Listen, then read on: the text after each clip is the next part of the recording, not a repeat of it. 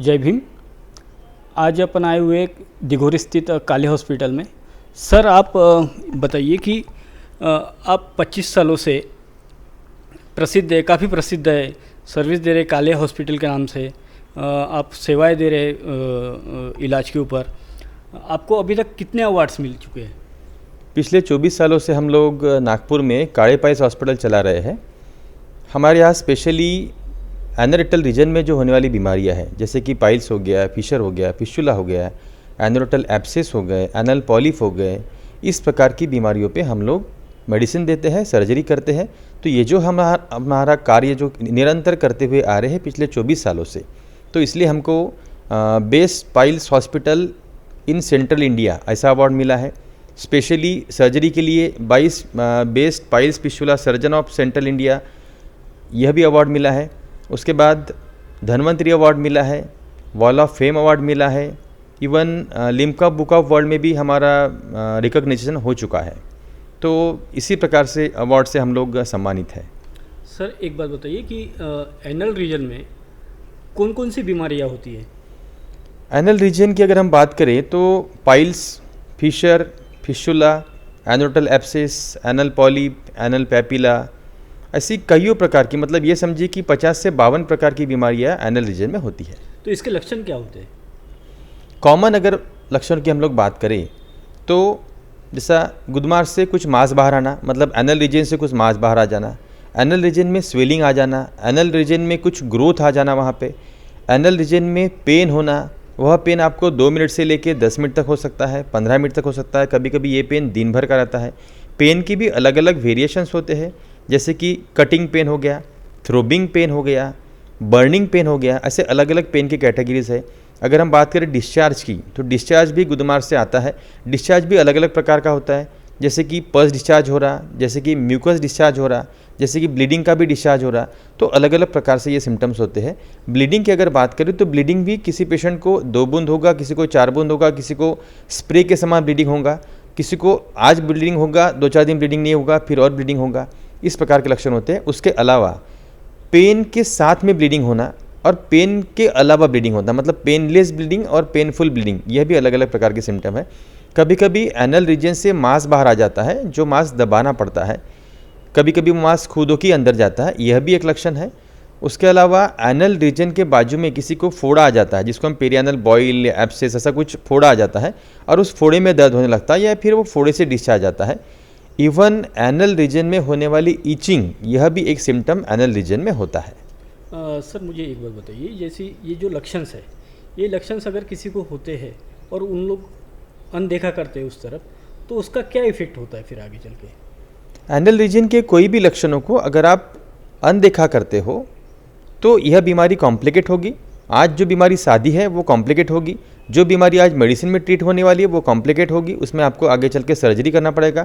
और अगर आप उस वक्त भी समय पर सर्जरी नहीं करते हो तो और भी कॉम्प्लिकेट होगी। ये बीमारी कैंसर जैसी या नासूर बनना या भगंदर बनना, इस प्रकार की बीमारियों में परिवर्तित हो जाती है। हेमोराइड क्या होता है? हीमोरॉइड्स के बारे में अगर हम बात करें तो यह एनल रीजन में होने वाली विशेष प्रकार की बीमारी, जैसे कि एनल रीजन्स के जो कुशंस होते हैं अंदर में एनल कैनल में, वो कुशंस का स्लाइड होके बाहर आ जाना, मतलब हीमोरॉइड्स वेसल होती है वहाँ पे, वो हीमोरॉइड्स वेसल का फूल जाना। मतलब पेशेंट को ऐसा फील होता है कि वहाँ पर कुछ मांस बाहर आ रहा है, मोशन के वक्त फूल जा रहा है और वो दबाना पड़ रहा है। कभी दबाना पड़ता है, कभी खुद होके जाता है, कभी एनल रीजन के पास हल्का सा दर्द होने लगता है, एक लम्ब जैसा फील होता है। तो इस प्रकार जो बीमारी फील होती है हमको, इसको बोलते हैं हीमोरॉइड्स। इसके लक्षण क्या होते हैं? हीमोरॉइड के लक्षण की अगर हम बात करें तो अलग अलग प्रकार के उसमें लक्षण पाए जाते हैं। इवन अलग अलग स्टेजेस के अनुसार अलग अलग लक्षण पाए जाते हैं। मैं कॉमन लक्षण की अगर बात करूं तो एनल रीजन से हल्का हल्का बर्निंग होना, एनल रीजन से कुछ तो भी मांस बाहर आना, वो मांस खुदों के अंदर जाना, कभी कभी ये मांस बाहर आता है, बाहर ही रहता है, हाथों से दबाना पड़ता है। पेनलेस ब्लीडिंग हो सकता है, पेनफुल ब्लीडिंग हो सकता है, एनल पेन हो सकता है। इस प्रकार के लक्षण हमको हीमोरॉइड्स में पाए जाते हैं। हीमोरॉइड्स में और कोई प्रकार भी होते हैं? हाँ, हीमोरॉइड्स में अलग अलग प्रकार होते हैं। अब हम बात करेंगे पहले एनाटॉमिकल स्ट्रक्चर की। तो एनल रीजन के जो बाहर वेसल फूल जाते हैं, that is called as external haemorrhoids. और एनल कैनल में जो हीमोरॉइड्स बनते हैं, जो फिर बाहर प्रोट्रूड भी होते हैं, बाहर भी आते हैं, उसको बोलते हैं इंटरनल हेमोरॉइड्स। अब इंटरनल हेमोरॉइड्स की अगर हम बात करें तो इंटरनल हेमोरॉइड्स में अलग अलग स्टेजेस होते हैं, जैसे कि ग्रेड 1, ग्रेड 2, ग्रेड 3, ग्रेड 4। अब अलग अलग ग्रेडेशन भी मैं आपको समझाता हूँ। जैसे कि ग्रेड 1 में एनल कैनल में जो हेमोरॉइड वेसल रहती है वो फूल जाती है, लेकिन वो एनल कैनल में ही रहती है। अब ग्रेड 1 के लक्षण की अगर हम बात करें तो ग्रेड 1 में पेशेंट को ब्लीडिंग होगा, लेकिन पेनलेस ब्लीडिंग होगा। अगर हम ग्रेड 2 के बारे में बात करें तो जो वेसल फूल जाती है वो वेसल बाहर आती है और वो मोशन जैसी हुई वो अंदर चली जाती है। इस कंडीशन में पेशेंट को हल्का सा बर्निंग फील होगा। वो बर्निंग आपको 2 मिनट का हो सकता है, 5 मिनट का हो सकता है, 10 मिनट का हो सकता है। ये होता है ग्रेड 2 और इसमें पेशेंट को ब्लीडिंग भी हो सकता है। अगर आपको मोशन हार्ड आई, रगड़ के आई, तो वो अंदर में जो हेमोरॉइड्स है उसको इंजरी होगी और इंजरी होकर ब्लीडिंग भी हो सकता है। थर्ड ग्रेड की अगर हम बात करें तो इस वक्त हेमोरॉइडल वेसल पूरी फुल के म्यूकोजा के साथ में नीचे स्लाइड होकर एनल रीजन के बाहर आ जाती है, जो कि मोशन के बाद बाहर ही रहती है। तो पेशेंट को मैन्युअली डिजिटली हाथ से उसको अंदर करना पड़ता है। तो यह होता है ग्रेड 3। इसमें पेशेंट को पेनफुल ब्लीडिंग रहेगा। जैसे ही मोशन होगी मांस बाहर आ जाएगा, मांस बाहर ही रहेगा, और जब तक वो मांस मैन्युअली अंदर नहीं करते, हाथ के द्वारा अंदर नहीं करते, तब तक पेशेंट को पेन होते रहेगा। चौथी स्टेज की अगर हम बात करें तो वो फोर्थ ग्रेड, जिसमें प्रोलैप्स हेमोरॉइड, मतलब जो हेमोरॉइडल वेसल म्यूकोजा के कुशन के साथ में बाहर आ रही थी वो अब बाहर ही रह जाएगी और वो अंदर नहीं जाएगी, और पेशेंट को मोशन के बाद निरंतर पेन होते रहेगा। वो हो सकता है 2 घंटे के लिए, 4 घंटे के लिए, या दिन भर भी पेन रह सकता है। तो ऐसी 4 अलग अलग स्टेजेस हेमोरॉइड्स की होती है। यह 2 प्रकार हेमोरॉइड्स के होते हैं।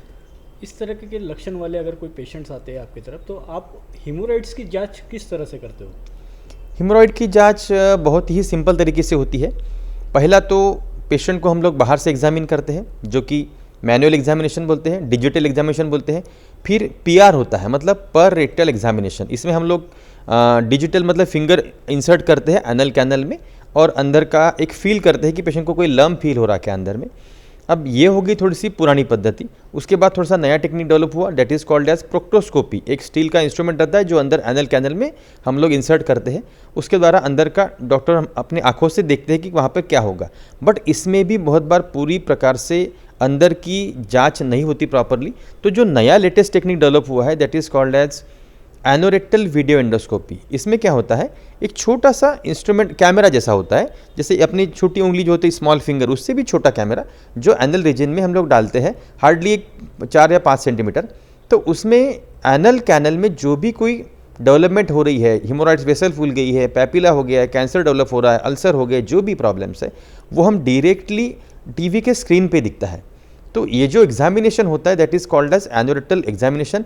ये बहुत ही सटीक एग्जामिनेशन होता है, जिससे कि हम लोग परफेक्टली डायग्नोस कर सकते हैं कि एग्जैक्टली पेशेंट को क्या हुआ है। तो यह 4 प्रकार के इन्वेस्टिगेशन हम लोग हेमोरॉइड्स में करते हैं। इसमें हेमोरॉइड्स की जो पेशेंट्स आते हैं, तो जांच होने के बाद में उसका ट्रीटमेंट किस प्रकार का होता है?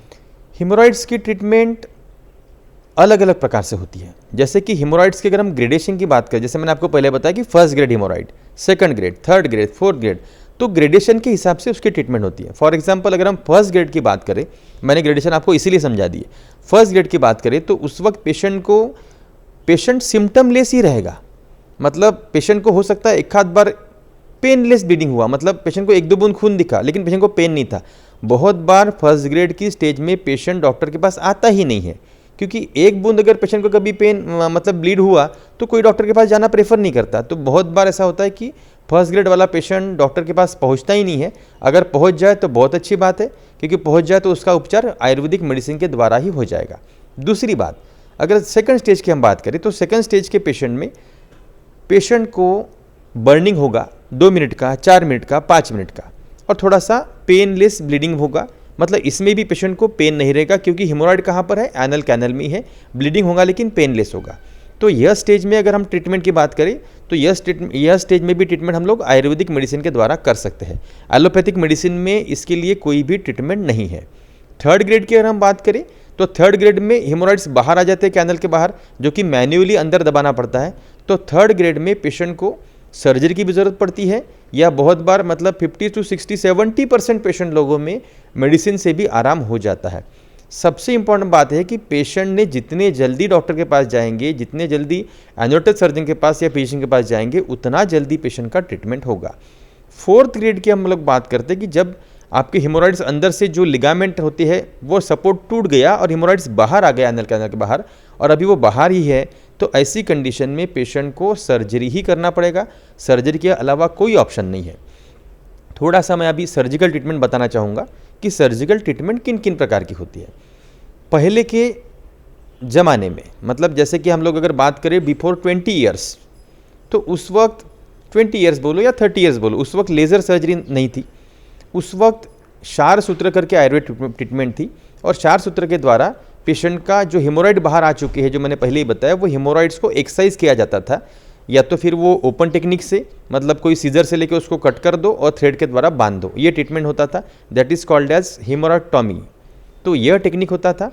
उसके बाद जो नया डेवलप हुआ बाद में अलग अलग स्टेजेस के अनुसार, जैसे कि ग्रेड 1 ग्रेड 2 के लिए स्क्लेरोथेरेपी आ गया था। स्क्लेरोथेरेपी की टेक्निक होता है जिसमें इंजेक्शन लगाते हैं, वो ग्रेड 3 ग्रेड 4 में काम नहीं करता। उसके बाद RF आया, मतलब रेडियो फ्रिक्वेंसी सिस्टम आई। तो रेडियो फ्रिक्वेंसी में जो हेमोरॉइड्स रहते थे ग्रेड और फर्स्ट सेकंड के, उसको अंदर से मेल्ट किया जाता था जब तब कि उसको वैनिश हो जाते थे। और ग्रेड 3 के इंटरनल हेमोरॉइड्स जो है उसमें एक्सीजन होता था और लेगेशन का टेक्निक होता था। ग्रेड 4 की टेक्निक में हम लोग BIM भी इस्तेमाल करते हैं। BIM एक मशीन होती है जिसके द्वारा पेनलेसली वो हेमोरॉइड के जो पोर्शन है वो निकाला जाता है। पेशेंट को पोस्ट ऑपरेटिवली पेन नहीं रहता है क्योंकि पेशेंट को वुंड नहीं होती है। और अभी जो लेटेस्ट टेक्निक चल रहा है वह है लेज़र टेक्निक। लेज़र टेक्निक में क्या करते हैं कि लेज़र के द्वारा हेमोरॉइड का जो पोर्शन होता है उसको पूरा एक्सरसाइज किया जाता है। बहुत बार लेज़र अंदर डाल के उससे फायर किया जाता है ताकि म्यूकोजल हेमोरॉइडल म्यूकोजा जो है वो चिपक जाता, तो अंदर में पैसेज क्रिएट हो जाता है नॉर्मली मोशन पास करने के लिए। तो ये से अलग अलग टेक्निक है। इसके अलावा और एक टेक्निक भी है जिसको बोलते हैं MIPH। MIPH में क्या होता है, एक मशीन, रॉड के समान मशीन रहती है जो एनल रीजन में पास होती है और जिससे कि म्यूकोजा का डोनट, मतलब म्यूकोजा ही पूरा निकाला जाता है। बट थोड़ा सा ये टेक्निक थोड़ा रिस्की भी है और थोड़े से इस टेक्निक के कॉम्प्लिकेशन भी है, इसलिए ये टेक्निक बहुत ज़्यादा प्रमाण में इस्तेमाल नहीं होता। सक्सेस कंपेरेटिवली थोड़े से कम ज़्यादा भी इसमें हो सकता है।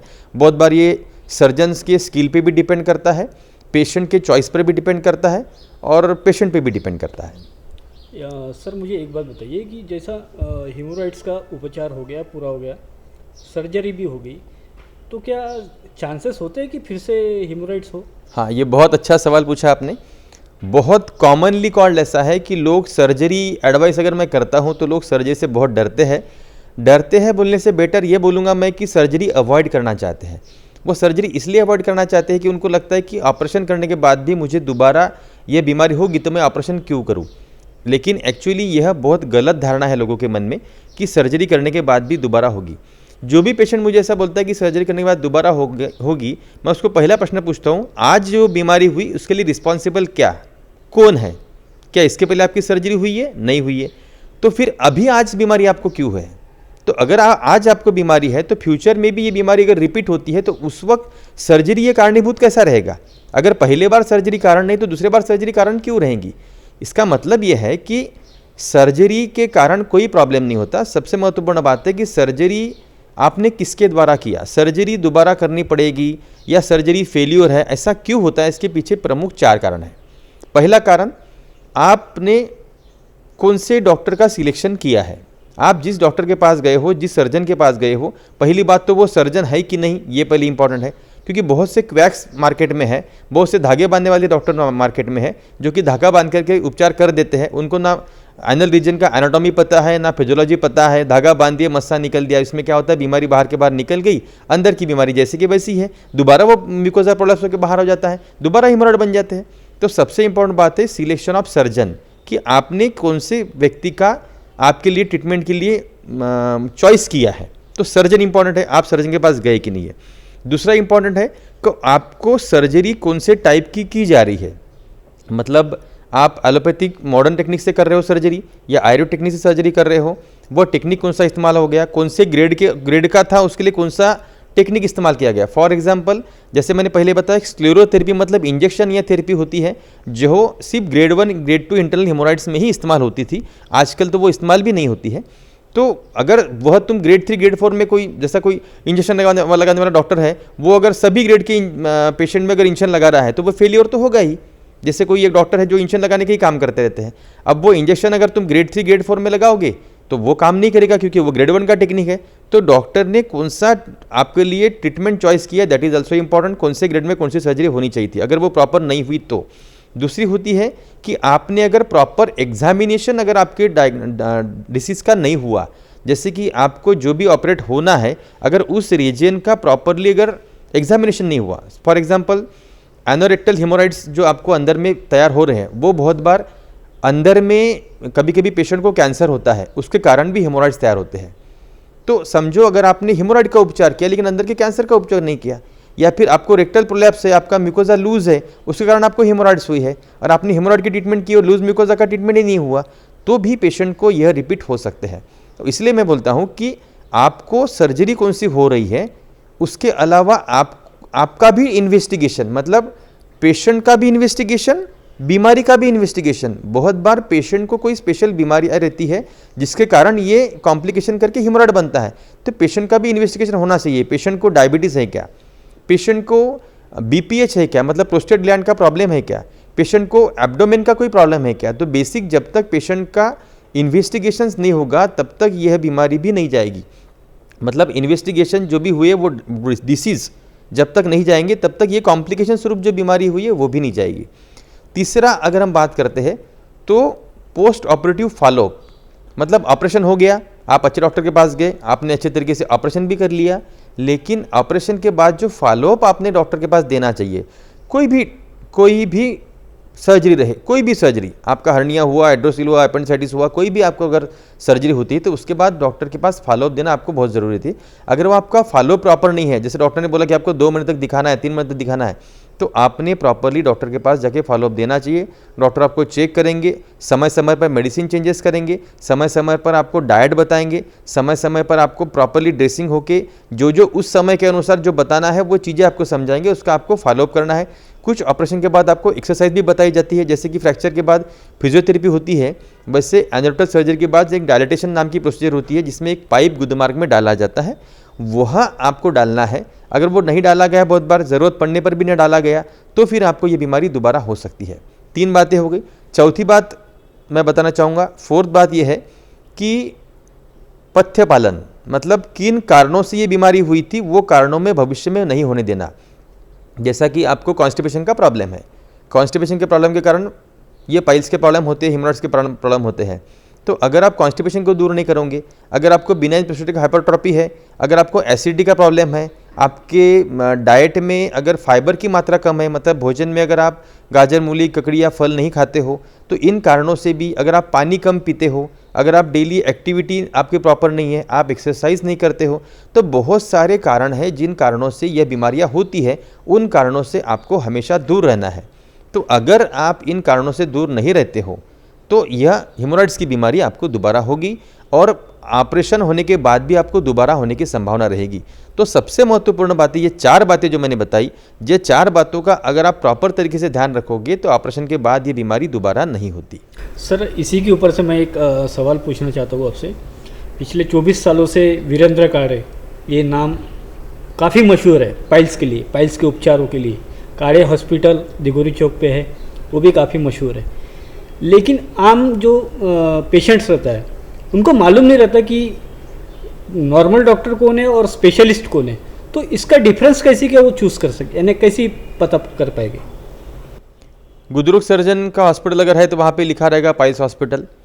डॉक्टर के पास एमएस की डिग्री होनी चाहिए, एमएस इन एनोरेक्टल सर्जरी, क्योंकि एमएस जनरल सर्जरी भी होती है। एमएस जैसे अलग अलग डॉक्टर के स्पेशलिटी अलग अलग होती है, जैसे ईएनटी सर्जन अलग होते हैं, हार्ट के सर्जन अलग होते हैं, गायनिक सर्जन अलग होते हैं। इसी प्रकार पाइल्स के डॉक्टर भी स्पेशल होते हैं, उनके पास बीएमएस के बाद एमएस की डिग्री होनी चाहिए। अगर वो एमएस है, मतलब गुदरोग सर्जरी में है, तो दे आर क्वालिफाइड डॉक्टर्स। और एक सवाल है मेरा, जैसे कि आपके पास हज़ारों पेशेंट्स आते हैं, आप उपचार तो करते हो, लेकिन उनको क्या मॉरल सपोर्ट की भी ज़रूरत होती है? हाँ, हर पेशेंट को मानसिक सपोर्ट की ज़रूरत होती है, मॉरल सपोर्ट की ज़रूरत होती है, क्योंकि पेशेंट में जो पेन होता है, पेशेंट में जो ब्लीडिंग होता है, तो पेशेंट के 10 सवाल रहते हैं कि मुझे यह बीमारी हुई है, मुझे पेन हो रहा है, मुझे इतने सालों से बीमारी। तो मॉरल सपोर्ट की ज़रूरत तो हर पेशेंट को होती ही है, और वो काउंसलिंग डॉक्टर को, हर डॉक्टर को, चाहे बीमारी कोई भी रहे, चाहे वो बीमारी पाइल्स की रहे, चाहे वो बीमारी हार्ट की रहे, चाहे वो एपीडी रहे, मतलब सादा डिसऑर्डर रहे, तो मॉरल काउंसलिंग करना बहुत ज़रूरी रहती है। और इस बीमारी में तो ऐसा है कि पेशेंट बहुत बार खुल के बात भी नहीं करता, 2-3 लोगों के सामने कभी बात भी नहीं करता कि मुझे ये प्रॉब्लम है, तो काउंसलिंग करना बहुत ज़रूरी है। एक बात बताइए कि एनल रीजन में जैसे कि जो बीमारियां होती है, पाइल्स होती है, फिशर होता है, उसमें जो ट्रीटमेंट होती है आयुर्वेदिक या एलोपैथी, इसमें से कौन सी अच्छी है? एनोरेटल रीजन में जो भी बीमारियां होती है या फिर हेमोरॉइड्स होता है, उसके लिए Ayurveda treatment is better. Modern treatment भी अच्छी है, टाइम बिंग लेने के लिए कोई प्रॉब्लम नहीं है। जैसे आपको पेन हो रहा है, ब्लीडिंग हो रहा है, आपने टेम्पररी पेन और ब्लीडिंग की मेडिसिन ले लिया, चलता है, कोई प्रॉब्लम नहीं है। बट यह बीमारियां जो है, ये बीमारियां 2-4 दिनों की नहीं रहती। यह बीमारियों में जो ट्रीटमेंट होती है वह नियर अबाउट 2 महीना, 2.5 महीना, 3 महीना लगातार लेना पड़ता है। आपको लाइफस्टाइल का चेंजेस भी करना पड़ता है। तो इन बीमारियों के लिए जो ट्रीटमेंट है वो आयुर्वेद बेटर है, क्योंकि एलोपैथी में या मॉडर्न में कोई भी मेडिसिन नहीं होता। पेन के लिए पेन किलर और ब्लीडिंग के लिए हीमोस्टैटिक मेडिसिन और एंटीबायोटिक, इसके अलावा कोई मेडिसिन नहीं है। बट आयुर्वेद में, आयुर्वेद का जो ट्रीटमेंट होता है वो प्रकृति के अनुसार अलग अलग होता है। इवन जैसे हेमोरॉइड्स में मैंने बताया कि कुशन्स जो बाहर निकल जाते हैं, उसके लिए भी स्पेशल ट्रीटमेंट है जो कि कुशन को ऊपर खींचता है। उसके अलावा ब्लीडिंग के लिए भी हम लोग आयुर्वेद मेडिसिन ले सकते हैं जिससे कि ब्लीडिंग स्टॉप हो जाए। पेन के लिए भी आयुर्वेद में मेडिसिन है जो कि माइल्ड पेन हो तो वो कम कर देते हैं। तो टाइम बिंग आप मॉडर्न ट्रीटमेंट ले सकते हो, लेकिन लॉन्ग टर्म के लिए आपको आयुर्वेद ट्रीटमेंट ही लेना ज़रूरी है, क्योंकि आयुर्वेद ट्रीटमेंट के कोई साइड इफेक्ट नहीं है। अगर आप एलोपैथी मेडिसिन अगर आप लॉन्ग टर्म के लिए लेते हो, जैसे आप पेन किलर अगर आप समझो 15 दिन, 20 दिन, 1 महीना, 2 महीना तक अगर ज़्यादा दिन के समय आप ले रहे हो, तो उसके कारण आपको साइड इफेक्ट होंगे, जैसे कि लीवर के साइड इफेक्ट होंगे, एसिडिटी के साइड इफेक्ट होंगे, बोन पर साइड इफेक्ट होंगे, ब्रेन पर भी साइड इफेक्ट हो सकते हैं। अगर आप सादी पैरासीटामोल की गोली भी अगर ज़्यादा लंबे समय के लिए लेते हो तो उसमें भी ब्लड पर आपका असर पड़ता है, बोन पर भी असर पड़ता है, हार्ट पर भी असर पड़ता है, लीवर पर भी असर पड़ता है। तो कोई भी एलोपैथिक की एंटीबायोटिक, पेन किलर बहुत लंबे समय के लिए नहीं लेना चाहिए। इसलिए एनोरेटल रीजन की जो भी बीमारियां हैं उसके लिए आपने आयुर्वेद ट्रीटमेंट बेटर है, क्योंकि जो स्पेशलाइज मेडिसिन आयुर्वेद में है वो मॉडर्न में नहीं है। हाँ सर, आपके पास में डेली पेशेंट्स आते हैं, कितने ओपीडी में रोज़ कितने आते हैं आपके इधर? हमारे यहाँ डेली 40-45 पेशेंट की ओपीडी रहती है स्पेशलिटी वाइज। तो और सर्जरी अगर देखी जाए तो हम लोग सर्जरी का रेशियो हमारा नियर अबाउट 90% पेशेंट को हम आयुर्वेद मेडिसिन से ही ट्रीट करते हैं, और सिर्फ 10% लोगों को, मतलब 40 में से 3 या 4 लोगों को ही हम लोग सर्जरी के लिए एडवाइस करते हैं, और 3 से 4 सर्जरी हम लोग डेली करते हैं। आपका जो काले हॉस्पिटल है, इसकी विशेषता क्या है? काले हॉस्पिटल की विशेषता यह है कि यहाँ पर मॉडर्न के साथ में आयुर्वेद ट्रीटमेंट दोनों होता है। हमारे यहाँ हम पेशेंट को ट्रीटमेंट करते वक्त आयुर्वेदिक मेडिसिन का ही पहला प्रेफरेंस देते हैं, क्योंकि कोई भी पेशेंट ऑपरेशन नहीं चाहता। हर पेशेंट का पहला यही कहना रहता है कि हमको मेडिसिन ही चाहिए, और पेशेंट मेडिसिन से ही बहुत अच्छे से ट्रीट हो सकता है। जहाँ पेशेंट ज़्यादा ग्रेड में पहुँच चुके, जैसे हम लोग हेमोरॉइड की बात किए, तो हेमोरॉइड के ग्रेड में ऐसा होता है कि पेशेंट अगर 3rd ग्रेड या 4th ग्रेड में पहुंच गया है तो ही उसको सर्जरी की ज़रूरत पड़ेगी। और सर्जरी में भी हम लोग अलग अलग टेक्निक इस्तेमाल करते हैं, मतलब ग्रेडेशन वाइज। अगर ग्रेड 3 है तो अलग टेक्निक, ग्रेड 4 है तो अलग टेक्निक। उसके बावजूद भी बहुत बार एक एक ऑपरेशन में 3-3, 4-4 प्रकार की मॉडलिटीज़ हमको इस्तेमाल करनी पड़ती है, वो भी हम लोग इस्तेमाल करते हैं। तो हमारा स्पेशलिटी यही है कि हम ग्रेडेशन वाइज ट्रीटमेंट करते हैं। उसके अलावा जहाँ जिस मशीन की ज़रूरत है उस मशीन्स के हम लोग, जैसे हमारे यहाँ लेज़र भी है, रेडियो फ्रिक्वेंसी भी है, बीएम टेक्निक भी है, स्क्लेरोथेरेपी भी है, हम हर आयुर्वेद में 4 सूत्र भी है। तो हमारी स्पेशलिटी यही है कि हम लोग पेशेंट का पहला ट्रीटमेंट तो आयुर्वेदिक मेडिसिन से करते हैं, और जहाँ ज़रूरत पड़ी वहाँ स्पेसिफिक सर्जरी हम लोग इस्तेमाल करते हैं। दूसरा हमारा हॉस्पिटल की विशेषता ये है कि यहाँ पर मेल सर्जन के साथ फीमेल सर्जन भी है। जैसे मेरे साथ मैडम भी है, डॉक्टर लता काड़े, जो पिछले 24 साल से मेरे साथ काम कर रही है, क्योंकि फीमेल में थोड़ा सा शाइनेस रहता है ये रीजन को लेके, वो डिस्कस नहीं करना चाहते या फिर पर्सनल एग्जामिनेशन नहीं करना चाहते। तो उन पेशेंट के लिए हमारी यहाँ स्पेशलिटी है कि मैडम हमारे साथ में है, तो और मैडम सर्जन भी है, तो उसके कारण पेशेंट को बहुत अच्छा बेनिफिट हमारे हॉस्पिटल में हो जाता है। ये भी हमारे हॉस्पिटल की विशेषता है। ये तो रहा आपके हॉस्पिटल में एनल रीजन का। इसके अलावा और किसी बीमारियों के ऊपर आपकी तरह ट्रीटमेंट? हाँ, हमारे हॉस्पिटल में एनोरेटल रीजन के अलावा जो बीमारियां हैं उनके लिए भी स्पेशल ट्रीटमेंट होती है, जैसे कि किडनी स्टोन का हमारे यहाँ उपचार होता है। ओबेसिटी का हमारे यहाँ उपचार होता है, मतलब मोटापा जो है उसके लिए भी हमारे यहाँ ट्रीटमेंट होती है। BPH मतलब बिनाइन प्रोस्टेटिक हाइपोट्रॉफी, मतलब प्रोस्टेट का एनलार्जमेंट, खास करके 40 के ऊपर वाले जो मेल रहते हैं उन लोगों में यूरिन की ये प्रॉब्लम होती है कि बार बार यूरिन के लिए जाना पड़ना, यूरिन रोक न पाना, इस प्रकार जो प्रॉब्लम्स होते हैं वो कहते हैं BPH। तो उसके लिए भी हमारे ट्रीटमेंट होती है। आर्थराइटिस मतलब जो जोड़ों के दर्द वगैरह होते हैं उनमें भी हमारे यहाँ ट्रीटमेंट होती है। और गायनो कॉस्मेटिक सर्जरी मतलब जो फीमेल जो पेशेंट रहती है उनको जो स्किन प्रॉब्लम्स है, एक्ने प्रॉब्लम्स है, या फिर यूरिन इनकॉन्टिनेंस के प्रॉब्लम है, ये माता भगिनी को जो प्रॉब्लम्स रहते हैं उनके लिए भी हमारे ट्रीटमेंट होती है। धन्यवाद सर। तो ये थे अपने साथ में डॉक्टर वीरेंद्र काळे।